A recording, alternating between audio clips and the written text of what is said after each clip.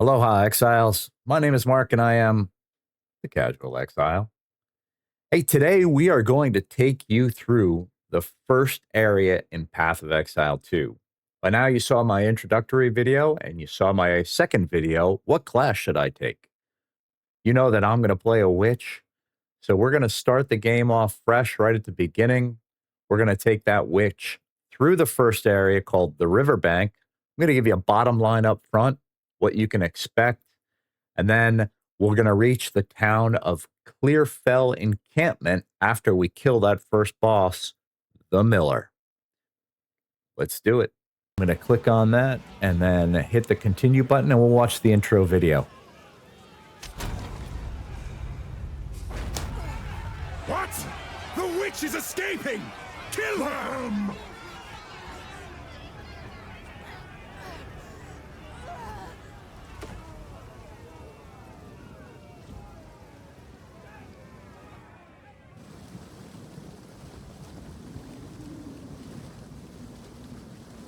All right, so the first thing that you're going to see here is you're going to be able to select your movement type, right? So the two different movement types, you use your mouse to move, so you click to move, and the second one is using the WASD keys. I find personally the WASD keys the easier way to move because it allows me to utilize my mouse for targeting. Rather than having to use the mouse for both where I'm going and then targeting. It gives me a little more freedom, and that's just a personal choice. Now, the other thing I'm going to mention here is that your screen might not look exactly the same as my screen, right? You might, your character might be over to the right as opposed to the left. So that's because in each map, or in each map area, they utilize a different map with a different map layout, right? Keeps things fresh. If you're starting up a new character, you won't get the same map twice. All the content is generally the same, but you get a different experience when you're going through the campaign. So I'm going to choose WASD, and then. So up in the upper right-hand corner. I will not join the dead today.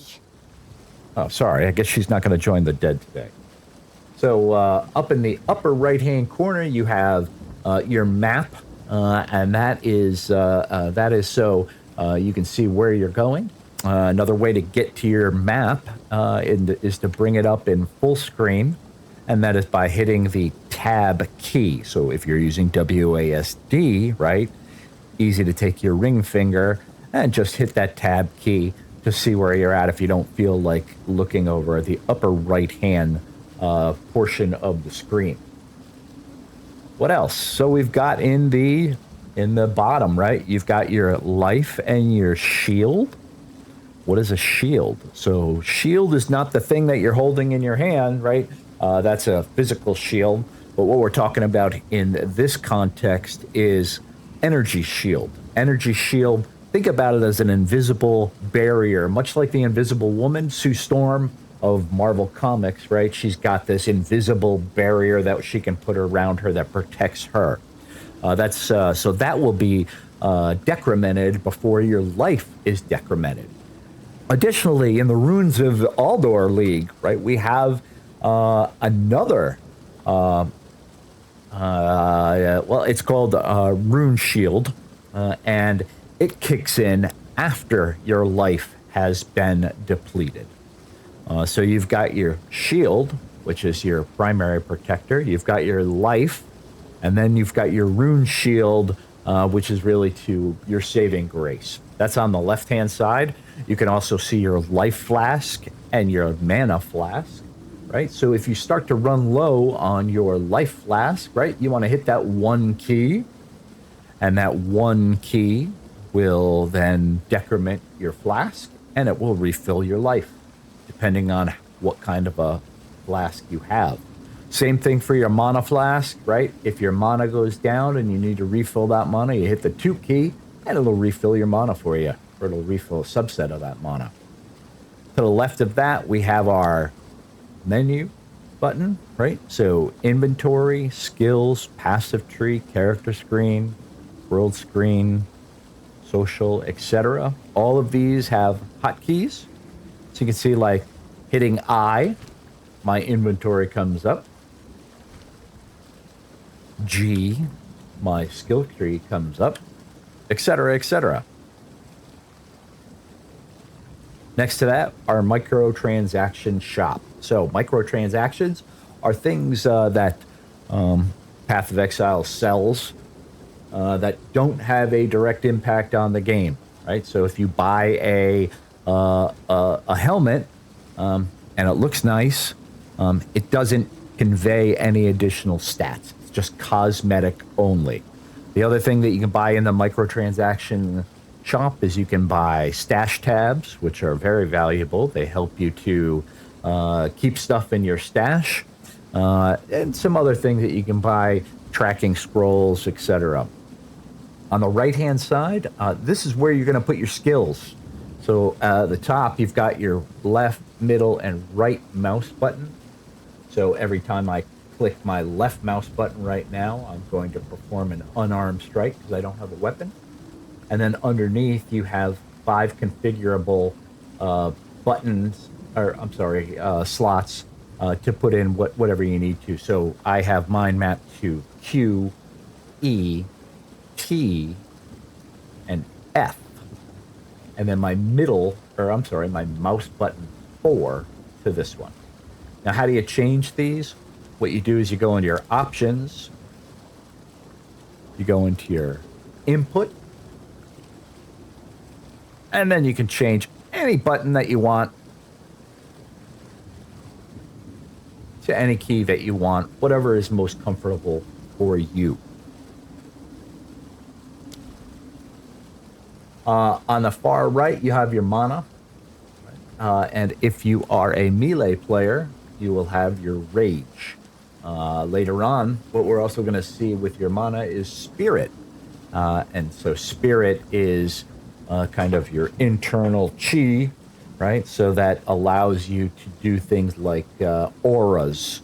Like if I want an aura that slows down my enemy, I have to reserve some spirit in order to make that aura active. Your mana is directly, it costs you X amount of mana in order to cast a spell.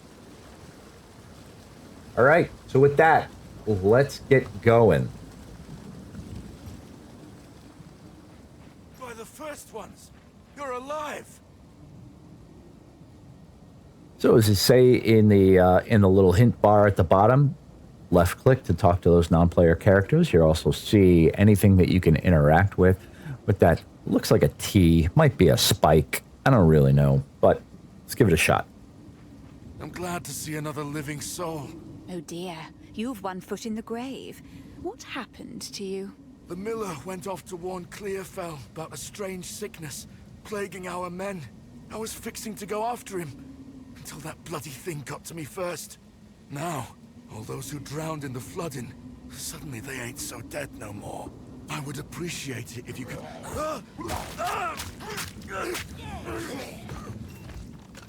Reach Clearfell. Find the miller. The dead rise again. Oh, I'm going to like it here. So up in that upper right-hand corner, let me just unhide my ugly mug again, that you now have a quest. The quest is search for the miller and find safety in Clearfell. So that is our goal here. And that monster, that zombie that killed the poor unfortunate man, dropped a withered wand. So equipping an item, clicking on it, will automatically put it in your equipment if you pick it up. So I will pick it up by clicking on it. And if I didn't have my inventory open, it would automatically go in there. So let me do that again. I will just drop it, right? And poof, it's in my hand, right? And you'll see that my left mouse button that used to be a punch is now Chaos Bolt. Well, what is Chaos Bolt? So Chaos Bolt is So I keep hitting the wrong button, is the skill that is associated with this wand. So if I open up my inventory by hitting I, and then I mouse over my wand that just dropped, I see that this wand grants a skill level 1 Chaos Bolt. Doesn't cost me any mana. It is just your default action for this wand. Now, let's say I wanted to learn a little bit more about level 1 Chaos Bolt. Every time I mouse up, you'll see that the window disappears there. So what you want to do is you want to hold down the Alt key, which allows you to keep that descriptive up. And now I can mouse over level 1 Chaos Bolt. And then if I click on that, it locks the window into place. And now I can just let go of my Alt key, right? With that. So now I know that my Chaos Bolt deals some chaos damage. And if I mouse over anything that's kind of underlined here, you'll see what else it does.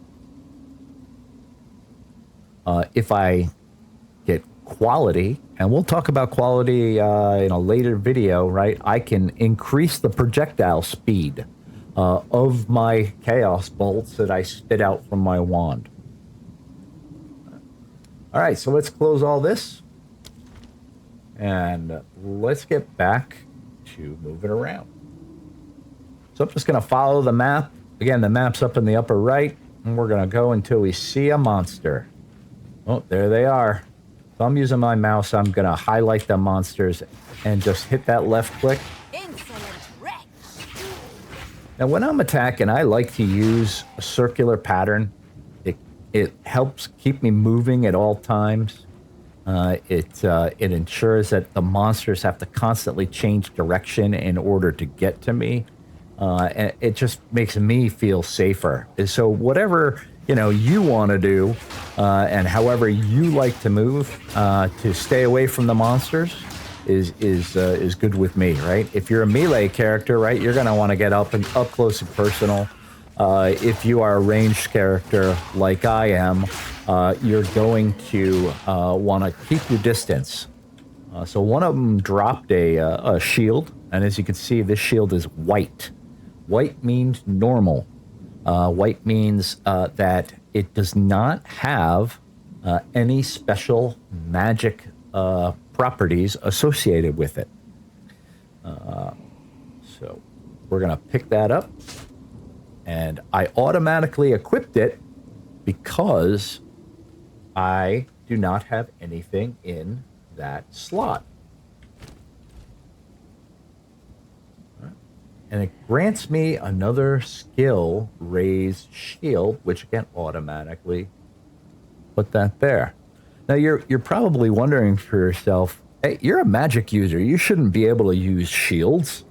Well, that's not the way that Path of Exile works. Path of Exile is largely class independent and more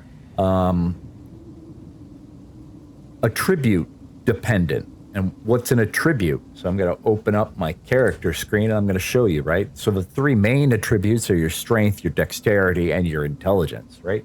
So in order to use a particular weapon kind, you might need a particular attribute number.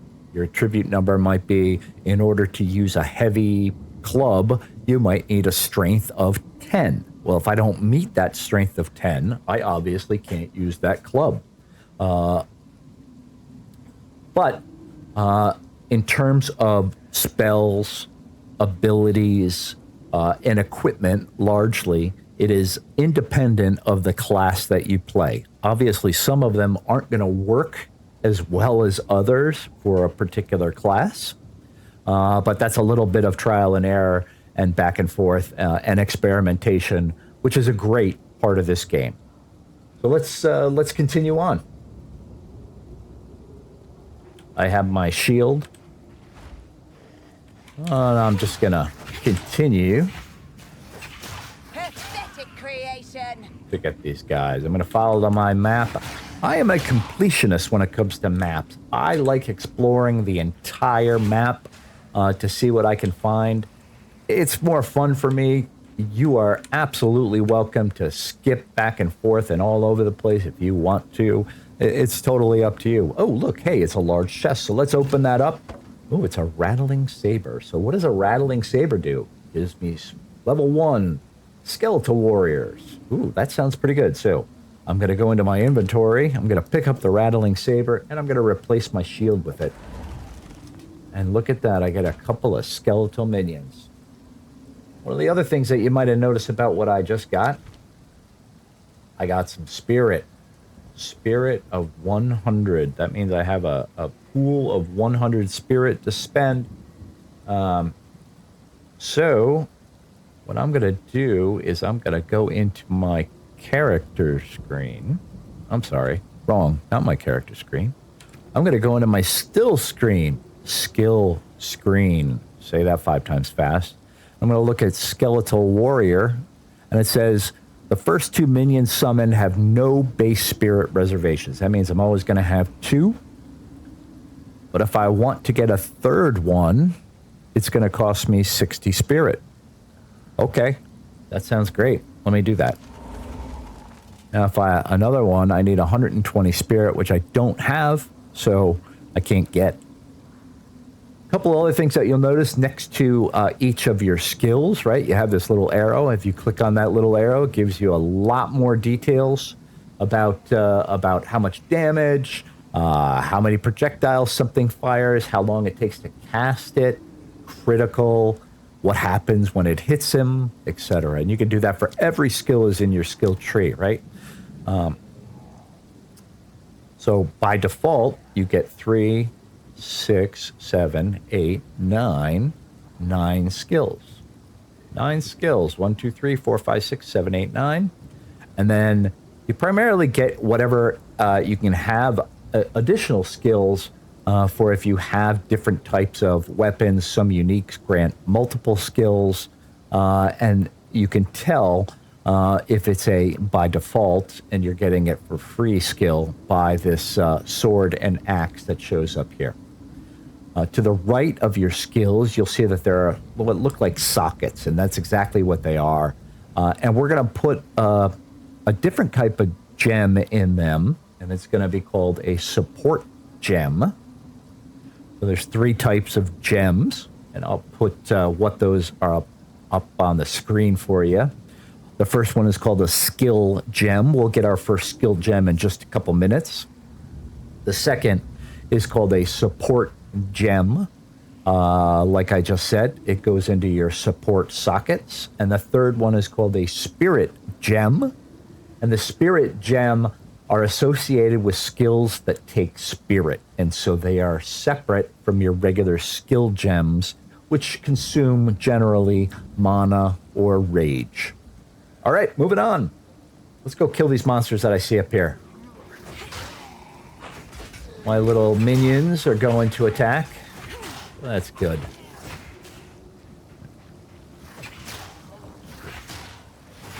And if they die, they come right back, which is great.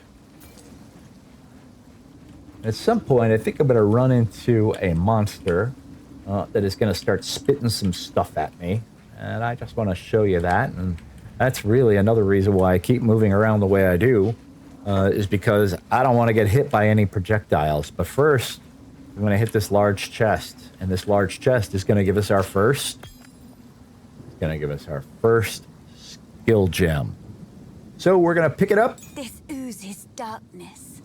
I welcome it. And then we're going to open up our inventory so that you can see that it is sitting in the inventory. You can mouse over it to see what this skill does. Your skill is going to be different if you are playing a warrior or a sorceress or a different class. And again, I'm going to create those videos and so you can see at least the first couple of classes, right? So what we do, we left click to pick it up, and we're just going to slide it over into the socket.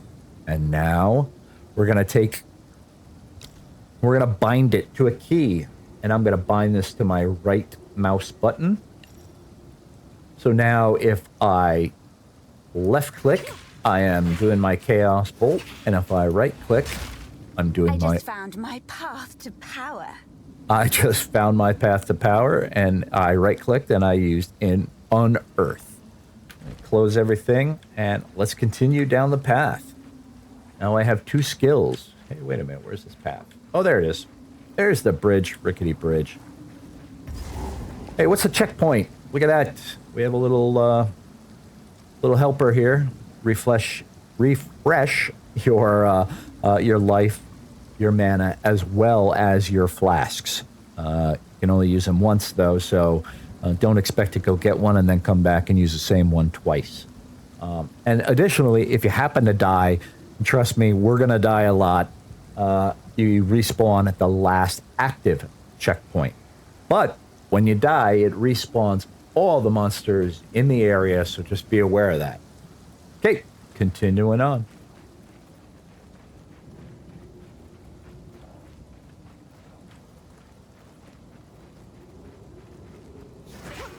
Insolent wretch!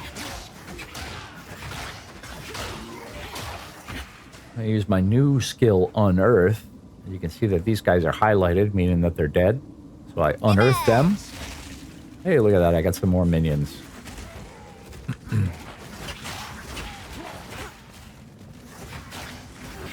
Oh, there's some things that are spitting out at us. Little projectiles, so we want to take care of those really quickly.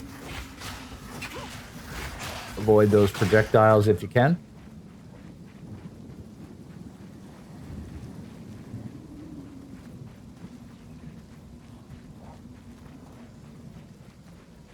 Continue on our merry map way.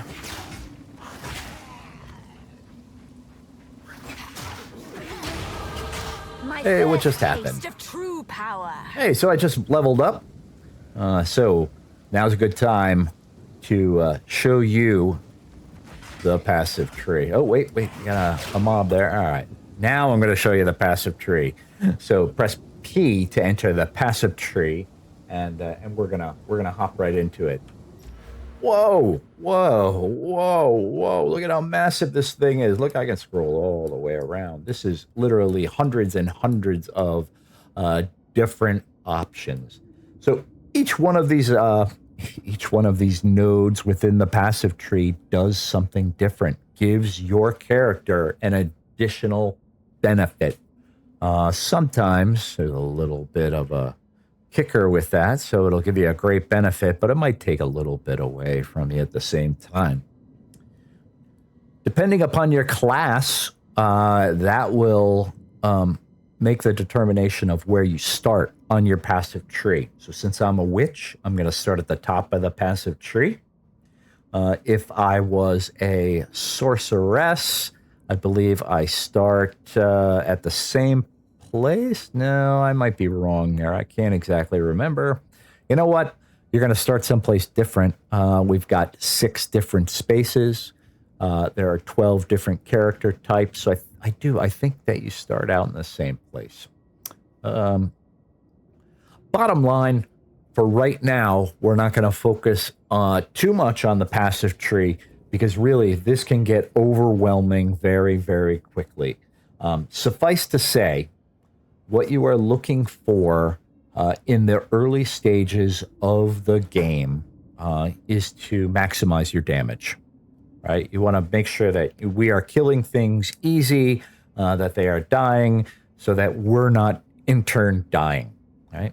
So if I look at the first 2 nodes that I can select from, right? The first one will give me 10% increased spell damage, and my minions deal 10% damage, or I can go with plus 10 to my energy shield. Again, at the onset, and you can change this later. Trust me, you can change this all later, which comes in very, very handy. I'm going to go with increased spell damage and increased damage. Now, before I do that, I want to show you how this is going to show up in your character screen, or I'm sorry, not in your character screen, in your skill screen. So remember earlier when we talked about being able to open up, damage and seeing what your damage is doing. What we can do is when we select this new node, right? And I'm going to apply this point. You can see that my damage went from 9 to 11. So I got about a 10% boost, just like it said, right? So my damage has gone up 11.38. and then my total damage and my average chaos damage. Right? Okay, now that we've allocated our first skill point, we're going to go back to the game, and we're going to continue on. All right, where's our next bridge? Oh. Find some more monsters to... Ooh, a tattered robe. Again, if it's a white and I don't have anything equipped in that slot, it'll automatically equip it for me. We like tattered robes because they give us energy shield. Energy shield, and you can see now I have this shield around me. So the energy shield is going to be... it's going to be decremented before my life. So if something hits me, it's going to take away from the energy shield first and then from my life after.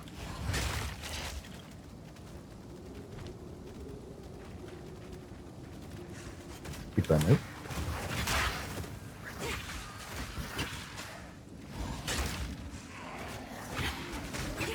So you'll notice in the first bank, in the first riverbank, the monsters they're not going too fast.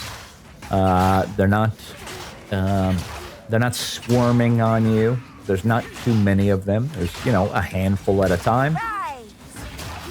And that's intentional, right? The intent here is not to overwhelm you with a whole bunch of monsters. The intent is to let you get used to the first couple of skills that you have. Because, sometimes when you're playing a new class, you don't know how those skills really react. You don't know how they work all together. And so you want to get an opportunity to learn them and play with them. One other thing that I will show you is you notice I've done a couple of rolls there, and you're like, how the heck did you do those rolls? Those rolls are the space bar. So just hit the space bar and you will roll. If you hold down the space bar after you roll, you will run.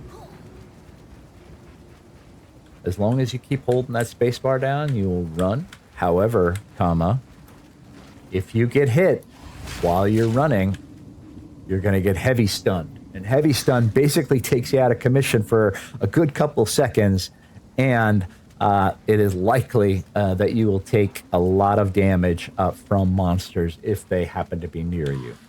All right, we're coming up to the final checkpoint here in this area. This is where we're going to meet the Miller. So the first thing I'm going to do is I'm going to get a couple more minions and make this fight a little bit easier. Miller has a couple of special abilities. His first is a charge. I presume. So he's about to charge at me, and when he does, oh wait, no, he did that ground slam. So you want to roll out of the way on that one, and then gonna come. Oh, there's his charge, and you just want to roll around, get away from him. He's gonna raise some minions.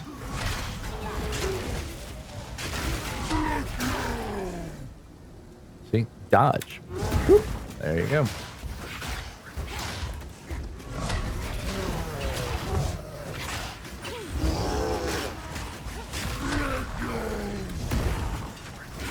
Make sure that you dodge those, because he will, as he targets and levies out that club and gets it ready to drop it, he will turn. So it's important to dodge that and not just try to move out of the way. Well, bye-bye, Mr. Miller. Let's see what he dropped. Impressive size, but little acuity. Right. Dismal. So you see, he dropped a couple of things. He dropped some gold. He dropped a wrapped quarterstaff, which is white, normal. Right? And then he dropped chainmail and a crude bow. Both of those are blue, which means that they're magic. So there are three types. There's four types of items in the game. You have your normal. You have your magic.